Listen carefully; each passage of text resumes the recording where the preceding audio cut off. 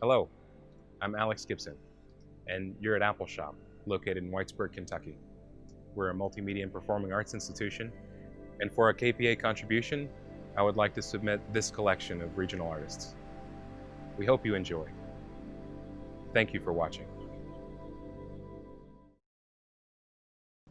Hi everybody, I'm Jenny Williams. I live in Hazard, Kentucky. I teach at Hazard Community and Technical College, and my favorite thing is to feed people. These are really ridiculously crazy, uncertain times. A lot's going on that's really horrible. A lot's going on that's really hopeful, especially here in Eastern Kentucky. My response as a white woman of privilege is to shut up and get out of the way and sit down. But for 30 minutes, I'm not going to do that. I'm going to do the other thing that I love to do, which is to feed people and to talk about food. I find real comfort in that. I find real comfort in sharing meals. I find comfort in working on issues of food security with people in my community and in my region. And I find comfort in reading about food and talking about food. And especially, I guess, in eating food. So for 30 minutes, I want to forget all the horrible things that are going on in the world. And I want to acknowledge that I can do that because I have the privilege to do that. And I'm aware that not everybody does. But for 30 minutes, I just want to talk about salads, which I think can be a really good metaphor, and I won't belabor it because it's probably a pretty belabored metaphor. But I think salads are kind of good metaphor for what we do with our lives and in this world. You know, we find the very freshest, most available things. We look at what we have. We think about color and texture and taste and what goes together and what kind of time we have to invest in a salad. And it's I think always been a better metaphor for what is America than the melting pot, because each of the elements in a salad remains disparate, distinct, and identifiable, but they all come together to play. So I want to talk a little bit about salads. I want to thank the Kentucky Performing Arts at Home for inviting me. I want to thank Appalshop, who's curating this week of Eastern Kentucky artists, for asking me to do this. I don't know that I really think of cooking as a performing art, but it's certainly a lot of fun, and it is a kind of art. I also want to give a shout out to some other people in our region and in our state who are feeding people, especially our friends in Louisville, who are working with Feed the West as one program that's working to get food out to people who've been really impacted by the protests and the shutdowns of grocery stores. You know, fresh food, as our friends at New Roots in Louisville say, fresh food is a basic human right, or it should be. But sadly, it's not. You know, we use the term food apartheid a lot of times to talk about the fact that we don't all have access to fresh, healthy local food. And that may be because of how much money we make. It may be because of where we live, because of what's available, or because of other things around us that we don't always have control over. So as we all kind of work to make fresh, healthy local food a basic human right, I think it's important to acknowledge the people who are out there fighting that fight and doing that work. Community Farm Alliance, here in Hazard and Perry County, North Fork Local Foods, all the farmers markets around the region, and we're all working to make food more accessible and to make agriculture and farming a viable way to make a living that really nourishes people. Black Soil is a group that's working out of Central Kentucky mostly, and they're working to reconnect Black Kentuckians to their legacy of and heritage in agriculture. So check them out, especially they're doing Saturdays with this KPA at Home. Check them out. They're going to have Chef Indigo on Saturday. You want to definitely watch that and look into the work that they're doing. And also think about and inform yourself about the ways, you know, you might ask, well, why aren't there any black farmers? And there aren't any black farmers in Eastern Kentucky. Why is that? It's not because they don't want to farm. It's because their land has been historically stripped away from them and stolen. And our culture has supported that and built whole industries on the back of that. So check out what Black Soil's doing. It's really, really important and exciting and hopeful, and I appreciate the work that they do. I also want to thank the Kentucky Rural Urban Exchange, of which I was in the very first cohort, and I always joke that Savannah Barrett asked me to join into that cohort because she wanted somebody to help fix brunch that day. And so my good buddy Reed from up in Louisville and I fixed brunch, and it's been a fun ride, and the work that they've done is so important, and the way that that organization has grown and shifted and morphed, it's the most beneficial and fun thing I've ever done as part of a project like that. And I really appreciate the Rural Urban Exchange, and like I said, Appalshop for curating this week and for asking me to do this. So let's go ahead and get started with some salads. The first salad that I want to make is really from, it's kind of a classic salad that I think a lot of people had, but it's from Ronnie Lundy's wonderful James Beard Award-winning book, Vittles. I've heard a lot of people say victuals, like what's this called? But it's got a pronunciation guide right there on the cover. And Ronnie Lundy is an amazing, wonderful human being. She's a role model. She's an amazing chef. She writes beautiful books, not just this one, but many others as well. And this salad is a beautiful thing. And I'll show you the picture of it. I probably shouldn't show you the picture of it because mine won't be near this pretty, but let's see if you can see that. Run out and buy a copy of this book. Contact your local booksellers. We like to use Reed Spotted Newt here in Hazard because it's locally owned. And we're not trying not to support the big box stores, but get a copy of this book and read through it.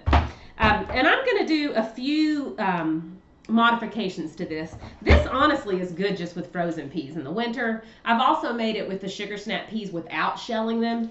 These peas are some old-fashioned salad peas that I got at our farmer's market here in Hazard, down in our beautiful new pavilion downtown.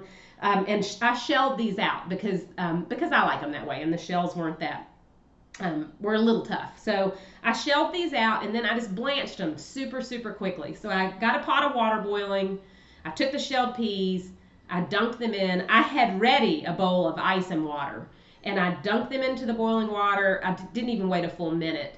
And then I strained the water out, and then I put them in the ice water to shock them and stop them from cooking. So you still have that nice bright color. I know people love to take new peas around here and cook them with like new potatoes or a little salt pork, and that's certainly, I mean, anything cooked with bacon is delicious to me, but I like peas better when they're just barely cooked or even raw. I eat them a lot of times raw. I'm not as crazy about them when they're cooked, and they lose their beautiful bright greenness when you cook them like that, which is okay too. There's all these different things to do. So you got your peas, and like I said, if you were doing this with frozen peas in the winter or peas that you'd put up, you wouldn't have to do anything. You just dump them in the bowl as long as they're thawed. The dressing is ridiculously simple, and I'm just going to mix it up in a jar, and I'm also going to take a few liberties with it. So it calls, what Ronnie calls for is a half a cup of heavy cream, half a teaspoon of apple cider vinegar, and a quarter teaspoon of honey, salt, and then the peas and some other radishes and things that we're going to put in there. So what I'm going to do though is I'm going to substitute, and it doesn't take much of this dressing, and I found that this dressing is good on other stuff too. It's really good on little tender lettuces, and it's just super simple, and it really doesn't take much. And I'm kind of measuring.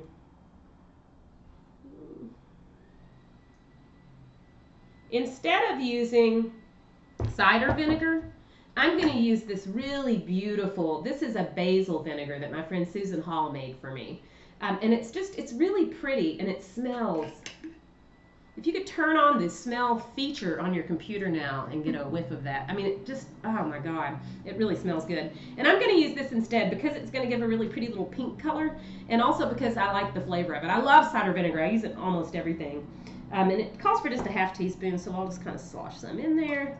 That's going to thicken that cream a little bit, and this is going to end up getting pretty thick. And then I have some locally produced Windy Hills Farm honey, and I'm just going to put a little drizzle of that in. I don't like dressings that are too sweet. And as a side note, I bet a lot of people who are watching this are also the sorts of people who grow their own lettuce and who make their own dressing. But if you're not, start making your own dressing. It's really easy to do. It's since I'm at home and no one's here, I'm going to lick my finger. I promise if I were cooking for you in public, I wouldn't do that. But it's really easy to make dressings, and all you have to really remember is that it's 2 parts oil and 1 part vinegar or lemon juice or anything sort of acid. Some people do 3 to 1. It kind of depends on how thick you like it. But really, the worst thing that can happen with the dressing is that you'll screw it up and have to throw it out. So I've always said that if you know what you like to eat, then you can cook. And dressings are definitely true about that. Start with a little bit of stuff. It's hard to take salt out, but you can always add more later. And get into the practice of making your own dressings. It's really, really fun. And you can check out our North Fork Local Foods page or our Perry County Farmers Market page, and we post some recipes for that. So I've got my vinegar, I've got a little bit of honey in here, and I'm going to use, instead of just a regular salt, I've been kind of obsessed with this seasoning lately. I love Penzeys spices. I love them partly because they seem to be such a socially responsible company, and I enjoy getting different things from there. And this is a Szechuan pepper and salt mix. So if you've ever had Szechuan pepper, it's that kind of numbing feeling. And this isn't really like that. I'm not sure how authentically Szechuan this is, but it's a really good blend of pepper and salt. And I just keep it in a little jar and sprinkle it into things. So I'm just going to put a pinch in there. Again, I can always add more. I can't take it out. And that's it for the dressing. And I'm just going to shake that up good and let that sit for a minute. And this will sort of thicken up. And I'm going to slice a couple of, this is a beautiful little salad turnip. And I got this from Old Home Place Farm, which is a sustainable meat and vegetable farm in Oneida, Kentucky. And we love, they have a CSA. They also work with our Fresh Stop Market. And for those of you who don't know what Fresh Stop Market is, that's something that New Roots in Louisville started. Now they're in Louisville, Lexington, they're in other places in the state. And they work, it's a sliding scale pop-up farm fresh market, which works to get food to people regardless of their income. And we really are happy to be working with ours here in Hazard. It's a little different with COVID because we can't do cooking demonstrations in person and we can't do some other things. So it's operating a little bit more like a traditional CSA this year, but we still love it. And Old Home Place Farms is one of our major providers for that, along with Forks of the Troublesome Foods over in Hindman. So these are these beautiful little salad radishes that they grow at Old Home Place, and I love them. Salad turnips, and they're just delicious. And the turnip greens that come on these are really delicious too. And they're pretty and they're little. And I've just scrubbed these, and I'm just going to do a little slice just to throw in with my peas. When we first met Maggie Bowling, who is one of the proprietors at Old Home Place Farms, she was with Grow Appalachia, which is an organization that works in Appalachia to help people grow food for whatever reason. And she was the Grow Appalachia coordinator at Pine Mountain Settlement School over in Harlan. And we all just loved her and thought she was wonderful. And Will Bowling and his family, in the meantime, had started Old Home Place Farm to be a sustainable meat farm. And they did a meat CSA that first year, and we all loved that. We really loved being able to get our meat from people that we knew and loved, and put our money directly into farmers' pockets instead of into the pockets of big corporations. We loved knowing that we were not supporting the horrible and unfair labor conditions that often happen in big meat packing plants. And so we were all happy when Will and his family, the Bowling, started selling meat. But then what really made us happy is when Maggie and Will started dating, because we thought, oh snap, this is going to be great. Veggie Girl can marry Meat Boy and we'll all eat happily ever after. And that is precisely what has happened. Now Old Home Place Farm, in addition to sustainable meats, does all kinds of vegetables. They have a hoop house, so we're able to buy greens from them all winter long. And I really just can't say enough good things about them and about people like the Happy Hens, who are some more vendors that we use a lot here. These radishes are from the Happy Hens, and they're over near Boonville. I just really like being able, and I recognize my privilege in being able to afford and to access fresh food from people that I know. There's just something about eating food that you knew the people who grew it that just makes it more nourishing somehow. So I've got these radishes in here. I'm also going to slice up just a little bit of onion. Oops, this bigger one. And ordinarily I would use probably a little smaller green onion than this, but this will be fine. In fact, I'm going to take it and I'm going to quarter it so it'll be sort of the same size. And just chop it a little bit. And we'll save this part for something we're going to do in a little bit. This salad I love, and I love lettuce, but I also love heartier greens like kales and collards for salads because they can stand up to things. So this salad is something that you could make, and you wouldn't have to eat it right away. It can sit for a day or two in the fridge, which makes it a really nice salad to fix if you're a busy person. I know a lot of us are at home now and not working, but a lot of us are working and don't have time to sort of fool with things. And I think that's one of the things that makes buying fresh food from farmers markets a little intimidating to some people, is that they think they don't have the time to fix and prepare it. And I think a lot of us have discovered during this pandemic that maybe it's worth it to take that time. Again, I know that time is a luxury and a privilege that not all of us are allowed to have. But this is thickened up just a little bit, and I don't need much. I don't like much. I don't want it swimming in it, but you know, you do you. You might like more dressing than me. So I'm going to start with a little bit, because again, we can always add more, but it's hard to take it out. And I'm just going to mix it up so it just barely coats the peas.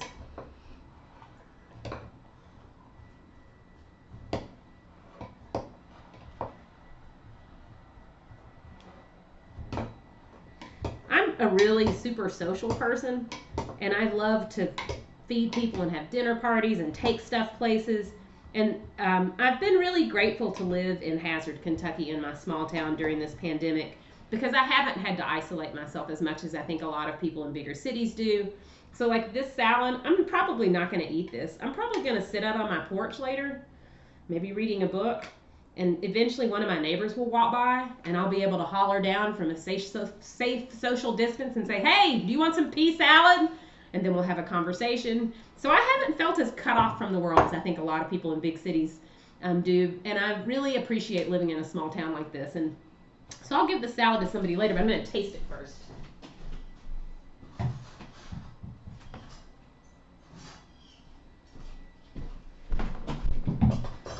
And make sure it's seasoned properly. Oh, it's so good. My sister and I get in fights about how much salt should be in food. She always thinks there should be way more than I think there should be. I always argue that, well, people can always put more salt onto the table. And then she argues and says, yeah, but it doesn't taste right if you don't cook it with salt. So she'd probably add a lot of salt to this. To be honest, I might add a little more too, but I think that's good. All right, so I'm going to sit that there.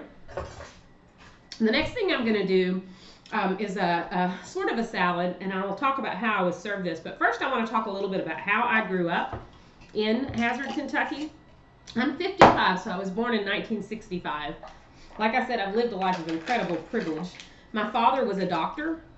My mother was a stay-at-home mother, and I'm the youngest of 6 children. And when I was growing up in the 70s, you know, food was not like it is now. We didn't have the food channel. There was no ethnic aisle. I'm at the grocery store. You know, pretty much the most exotic thing that you could get your hands on was probably iceberg lettuce. Of course, we grew up. My dad liked to garden a little bit, but more importantly, he had so many patients who would bring him all this delicious food. And so we had garden stuff, right? But the stuff you got from the grocery store was pretty, you know, white bread, you know, pretty normal stuff. However, when I grew up, I was lucky enough to live in this town with 2 families in particular, the Dawhares and the Khawajas, who were both of Syrian and Syrian Lebanese descent. And they were really close friends of our family. So the Khawajas lived across the street and the Dawhares lived in the back. In fact, my sister was married to one of the Dawhares for a while, and they've just always been very close family friends. So at a time when I think a lot of kids in Appalachia maybe weren't eating more foods from a lot of other places, I was able to eat all this really good food, kibbe and stuffed grape leaves and lubni, which was a strained yogurt. I also wanted to say that, having just said that, I think a lot of kids in Appalachia did have really diverse diets, because we tend to think of Appalachia as this kind of monolithic white place, and it's not now, and it never really has been. It's always been more diverse than we think. But one of the things that Yvonne Khawaja, who was hands down one of the most beautiful women I ever knew, one of the things that she would do is she would make homemade yogurt. And now everybody does that, right? And it's kind of a hippie thing. But then it was really, you couldn't even buy plain yogurt in the store. You know, all you could get was this really sugary stuff. And so she would make yogurt from milk, and then she would take it, and she had a pillowcase dedicated just to this. And she would put the yogurt in the pillowcase, and she would clip it up, and she would hang it over the sink, and it would drain until she got this really thick, like kind of like what we think of as Greek yogurt today, or as the kind of yogurt cheeses that you'll see. That's fairly normal now. It's fairly common, but back then it was really, you know, something else. And then she would do different things with it. She would serve it with cocktails. She used to, she used to pickle turnips, and she would put a little bit of beet in them so they would be pink. And we would go over there, and my parents and older sisters would go to have cocktails, and it was just, they had a sunken living room with white carpet. I mean, it was really something else. But those flavors, those Middle Eastern flavors, I've always enjoyed them since I was a little tiny girl, and they've kind of informed the things I do. And probably one of my favorite things to do is to think really about our foodways and our food cultures in Appalachia, which are rich and beautiful and deep, and how we can combine those with those flavor profiles from other regions. I worry a lot that I'm appropriating cultures without giving them proper due, and I hope I never do that. And I hope if I do that, my friends will call me on it. Call me out. But those Middle Eastern flavors that I grew up with have had a real big impact on my flavor palette and on the things that I like. So this is in no way any kind of authentic anything. But what I'm doing is I'm just making a really super simple dressing. And I'm just using some plain yogurt.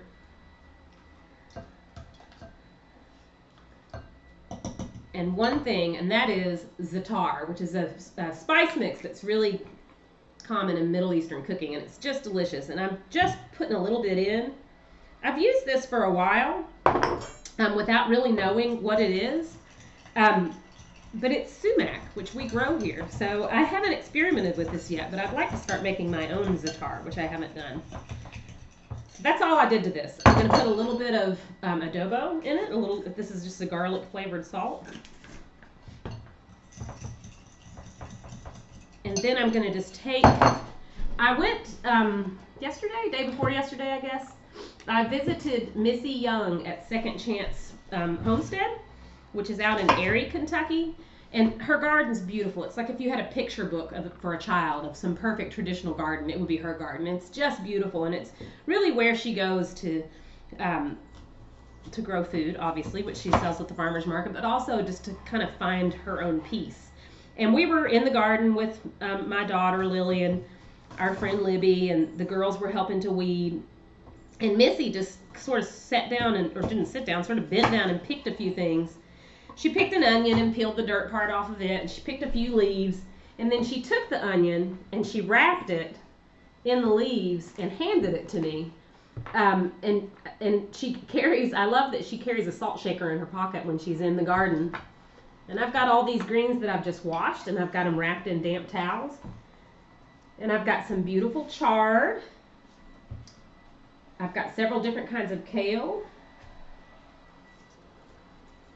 I've got some little beet greens, which kind of look like chard, but which are in fact a little different. And then I'll get one other kind of kale. And so I've just stacked these like this. And then I'm just going to take a piece of this onion that I've cut. This is what Missy did. She took it and she just wrapped it and she handed it to me like some kind of a hillbilly taco, a hillbilly garden taco. And I thought, why do we never serve lettuce like this? And so I am. So what I'm going to do is I'm going to just drizzle a little bit of this dressing on it. Just a little bit. So you can see I've just got it like that. And then I'm going to take the inside of this onion that I used earlier, and I'm going to just bend it so it's a little flexible. And I'm just going to wrap it around it and tuck it under. And I think the next time that I have a party, I'm just going to serve these like this so that we can just crunch them. And we'll come back to that in just a minute. The other thing that I wanted to do super quickly, and I think I may have time to do both, I love cucumbers, and classic cucumber salads are a thing, right? And I will just read really quickly from Edna Lewis, who's an amazing chef. And this book, The Taste of Country Cooking, is just beautiful to read. I don't even cook from it that often, but just it's so much fun to read. But she has this recipe for thin sliced cucumbers with white vinegar dressing, which is a classic thing that all of us here in Appalachia have. And she says cucumbers grew abundantly in our garden all summer, and we enjoyed them every day during the season. We always served them in a very sweet and peppery dressing. This book's organized into seasons, so it's kind of fun. And I love cucumbers too. But what I want to do with this is that's a little bit different. It's something that they do a lot in Mexico. So this is a kind of street food in Mexico, and they'll do this often with melon. And you know, really, cucumber is a melon. So they'll do it with melon, watermelon, cantaloupe, and cucumber, and often it's served in spears. So like this. And you'll get it in sort of a cup. Now I could take these seeds out, but I like the seeds. My friend Charlotte always calls the seeds the guts when people scrape those out, and she likes to eat them. I don't blame her. And what I'm going to do, instead of putting this in a classic traditional, so I've just cut these into spears, and instead of putting these into a traditional classic vinegar, I'm instead going to use this. And this is called pico fruta, and this is another thing that I got from Penzi Spices, and it's really just chili powder and salt and a little lime zest. You can also use something like this, tahine, which is available at Food City and Hazard anyway. I mean, these are some really classic Mexican seasonings, and just sprinkling these on fruit is just a little bit different. And so I'm just going to sprinkle this. And then I'm going to serve it in a cup like this. And this is another little fun thing just to do that's a little bit different, that I think really acknowledges the huge and growing Latino population in our state. We did a tamale workshop and a tamale making class in Hazard as part of our Seat at the Table dinner series, and it was amazing. All right, one last thing, and that is a weed. All of us probably have seen this, and a lot of us probably know that you can eat this. But it's called purslane, and it probably grows in your garden. You probably pull it up. And I was first made aware that you could eat this by my good friend Ann Miller, who lives in Lexington. And she told me, I've never been able to verify this, but she told me that this was Mahatma Gandhi's favorite vegetable. And I don't know if that's true, but it's delicious, and it grows all over the place. And you can eat it raw, you can saute it if you want. But I'm just going to do a super quick little salad, and this is barely even, you know, really, I'm really not a very good cook. I'm good at getting good food and like putting it together, but it's the food that speaks for itself. It's the ingredients. I don't have good technique. I've got really crappy knife skills. I mess stuff up and throw it out a lot, but I don't really care. And in addition to this, I've got, if I can find it, some little flowers that are from arugula. Hold on.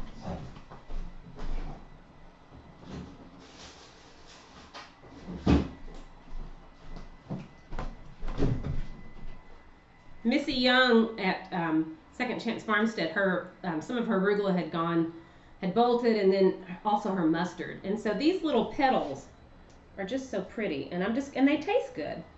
They've got a little bit of bitter that sort of plays nicely on this. And then I'm just going to take a little bit of that vinegar. You could also just use a little bit of lemon juice. And I mean, I'm really just going to use a tiny bit. I'm not even making a dressing for this, really. And a little bit of olive oil. Just a tiny drizzle. And a little bit of my salt. And I'm just going to toss that together. And hold on, and we're going to show you, we're going to have a salad plate that would feed you and nourish you and support local farmers and make your soul happy and I hope, pay homage to the different various cultures and diversity that exist here in Appalachia. And it's just pretty. So I don't know, let's see how close I can get this to the camera without my peas rolling off. So yeah, like we used to say on our radio, the world's only live radio cooking show that we knew of at Appalshop, we always ended the show by saying, feed the ones you love and love the ones you feed. And that's probably the only advice I really can give to you. So be sure you tune in for the rest of the KPA at Home shows, especially the Black Soil shows on Saturday. And keep fighting the good fight.